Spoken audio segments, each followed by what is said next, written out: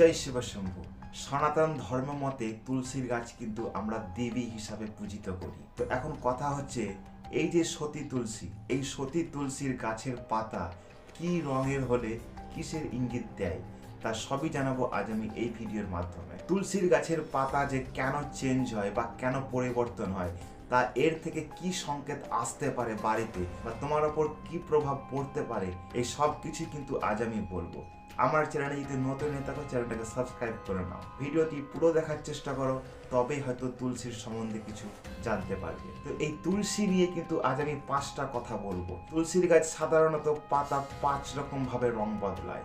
তো এই 5 রকম ভাবে যে রং বদলায়, তার প্রত্যেকটা রঙের ইঙ্গিত কিন্তু আমি বলে দেবো আজ। এই তুলসী গাছের পাতা যদি গাঢ় সবুজ হয়ে থাকে, তুলসী গাছ বেশ সতেজ হয়ে আছে, খুব ভালো হয়ে আছে, যদি এই রকম তুলসীর গাছ বাড়িতে থেকে থাকে, তবে কিন্তু তোমার ঘরে মা লক্ষ্মীর বাস থাকে।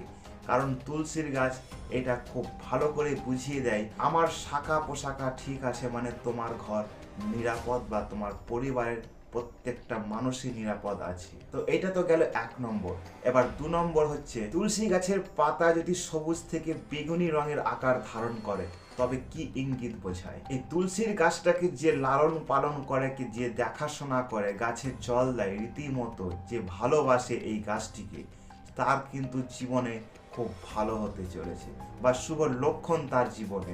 সে জীবনে অনেক কিছুই করতে পারবে। আমি এই কথাগুলো বলছি একমাত্র যিনি তুলসী গাছে জল দেয়, বা তুলসী গাছকে ভালোবাসে, বা তুলসীর আরাধনা করে, তাদের জীবনেই কিন্তু চেঞ্জিং গুলো দেখা যাবে। 3 নম্বর হচ্ছে, আমরা তুলসীর প্রায় শ্যাম বর্ণের দেখে থাকি।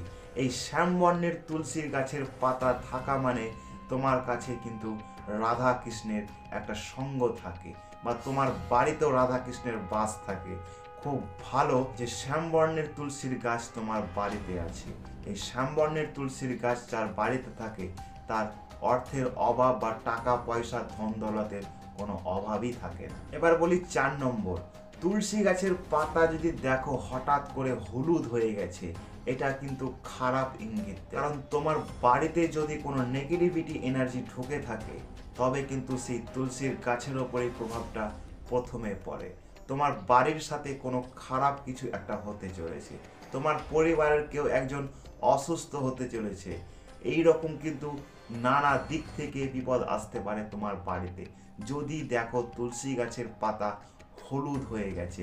বিশেষ করে সতেজ তর তাজা তুলসী গাছের পাতা যদি হলুদ হয়ে যায়, তবে কিন্তু খুব সাবধান। এবার শেষেরটা আমি বলি 5 নম্বর, তুমি যদি দেখো তোমার তুলসী গাছের পাতা সব ঝরে পড়ে গেছে, অথচ সেই তুলসী গাছ শাখা পোশাকা বার করে নতুন পাতায় পরিণত হয়েছে, তবে কিন্তু এটা খুব ভালো বা খুবই একটা শুভ লক্ষণ। তোমার জীবনে এতটাই চেঞ্জিং আসতে চলেছে যে তুমি কোনো বিপদের মুখ থেকে উদ্ধার হতে চলেছ, তোমার বাড়িতে শুভ কিছু হতে চলেছে, তুমি জীবনে উন্নতি করতে চলেছ, চারিদিক থেকে তোমার বাড়িতে একটা হই হই ব্যাপার। এই তুলসী গাছ যদি বাড়িতে সতেজ হয়ে যায়, তার মানে তোমার বাড়িতে পজিটিভিটি এনার্জি একটা খুব ভালো ফিল করছে। সেই বাড়িতে যত তুমি ধূপ ধুনো দেখাবে, ততই তোমার মঙ্গল। আমি 5টা নিয়ে কথা বলবো বলেছিলাম, আমি 5টাই কিন্তু বলে দিয়েছি। এর বেশি যদি তোমাদের কিছু জানা থাকে, কমেন্টে অবশ্যই লিখে যাবে।